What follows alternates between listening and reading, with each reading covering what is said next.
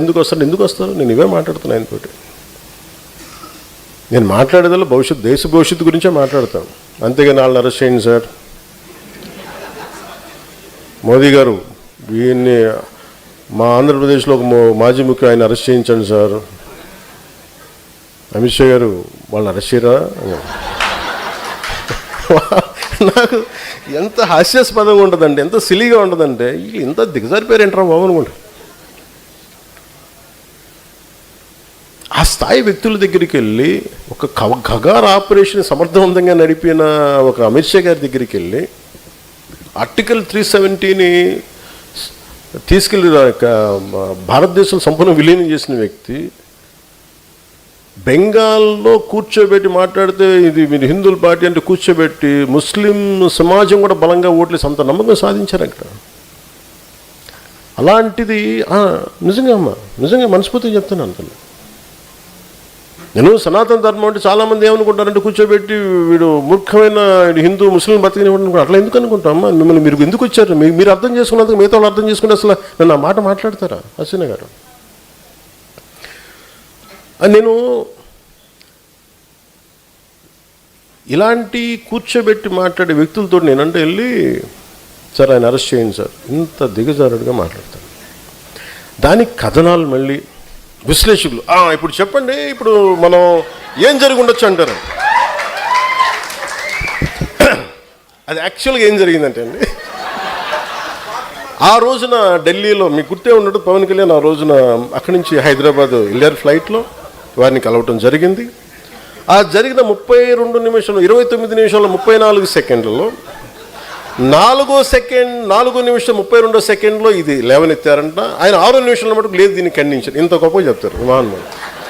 వీళ్ళందరూ కింద కూర్చున్నాను చెప్పండి. ఓకే ఓకే ఓకే అండి. దే నేను మనోహర్ గారికి చెప్పను నేనేం మాట్లాడాను, ఆయనకేం తెలుస్తుంది.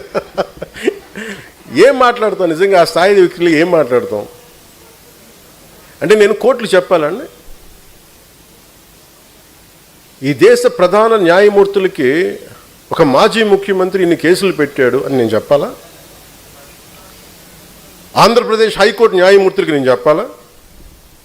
వాళ్ళకి తెలీదా? సిబిఐ కోర్టులకి నేను చెప్పాలా? వాళ్ళకి తెలీదా ఎవరు దోషులో ఏం చేస్తున్నారో తెలియదా? ఆగమ్మ విను.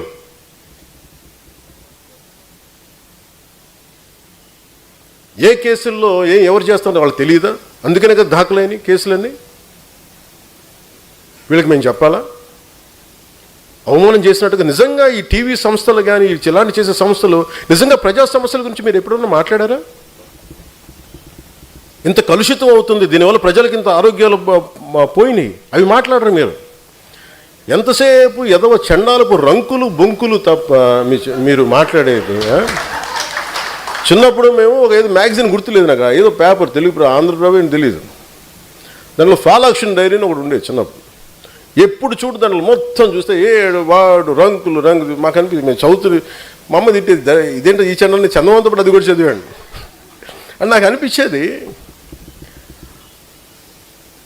అట్లాగే మేము ఏదైనా చూద్దామంటే ప్రజలకి విఘ్నత కలిగించే మాటలు మాట్లాడతారా, విజ్ఞానం కలిగించే మాటలు చెప్తారు. ఎందుకంటే దానివల్ల ఓట్లు పాడవు. పవన్ కళ్యాణ్ అని ఎవరిని తిడితే, పవన్ కళ్యాణ్ అని అమిత్ షా గారు కూర్చోబెట్టి ఒక కథనం కలిగితే చూస్తారు.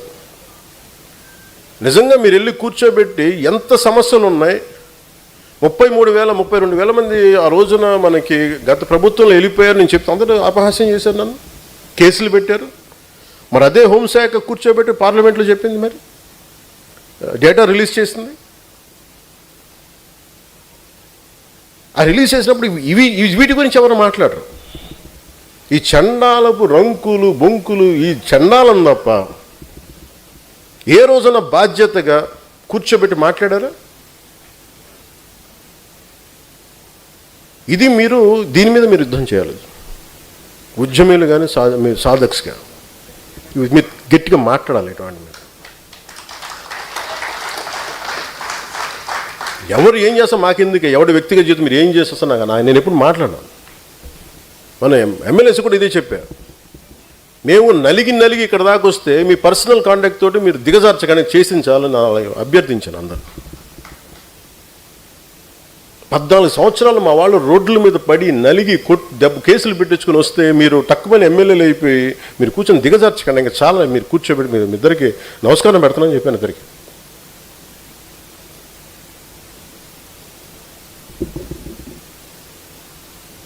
అంటే నేను అనుకుంటాను ఏంటంటే డిసిప్లైన్డ్గా నడపాల్సిన పార్టీని. You should be ideologically driven cadre or సాధక్స్.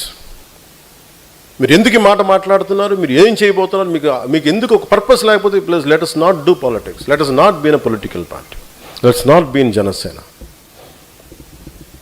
కేరళలో ఎందుకు జనసేనకు వచ్చారు? అక్కడ నా కులం ఉంది. అక్కడ తమిళనాడులో మురుగన్ మానాడికి వెళ్తే అక్కడ 10 లక్షల మంది అక్కడ కూర్చోబెట్టి నా కులం ఉంటుందా? మన భావాల్ని మనం అర్థం చేసుకునే వ్యక్తులు ఉంటారు కాబట్టి వస్తారు. ఎక్కడో తమిళనాడుకి వెళ్తాను, ఎక్కడో మన మహారాష్ట్రకి వెళ్తాను, ఎందుకు వస్తారు అక్కడికి? తెలంగాణలో కూర్చొని ఒక ఎంపీటీసీలుగా గెలుస్తారు, లోకల్ బాడీస్లో గెలుస్తారు. వాళ్ళు నన్ను నుంచి కలవను కూడా కలవాల, కానీ జెండా పెట్టుకుని గెలిచేశారు, గుర్తుకు పెట్టుకుని గెలిచేశారు చాలామంది. అంటే భావం తాలూకు గొప్పది, భావ తీవ్రత అంత గొప్పది. ప్రజా యుద్ధ నౌకని గద్దర్ గారు కూర్చోబడి నన్ను ఎందుకు ఇష్టపడతారు? ఒక దళిత కులానికి చెందిన ఒక మహాకవి, ఒక మహాగాయకుడు నన్ను చూసి ఎందుకు ఇష్టపడతారు? భావాన్ని చూసి ఇష్టపడతారు. ఇది అర్థం కాకుండా కూర్చోబెట్టి నువ్వు ఇక్కడున్న కొంతమంది నాయకులు ఆంధ్రప్రదేశ్లో నువ్వు కాపులకి ఏం చేసావు, కాపులకి ఏ రోజు నిలబడి నేను చెప్పాను అసలు? నాకు ఎంత విసుకొస్తుంది. మీరు ఎందుకు ఇంత దిగజారుస్తారు? నిజంగా వాళ్ళు ఒకసారి ఈ రోజున సభాముఖంగా వాళ్ళందరికీ చెప్తున్నాయి, మాట్లాడండి, మీకు కూడా చెప్పాలి. ఒకసారి మీరు అనిపిస్తారు ఎందుకు మాట్లాడమంటే ఈ సందర్భాన్ని పురస్కరించుకొని నన్ను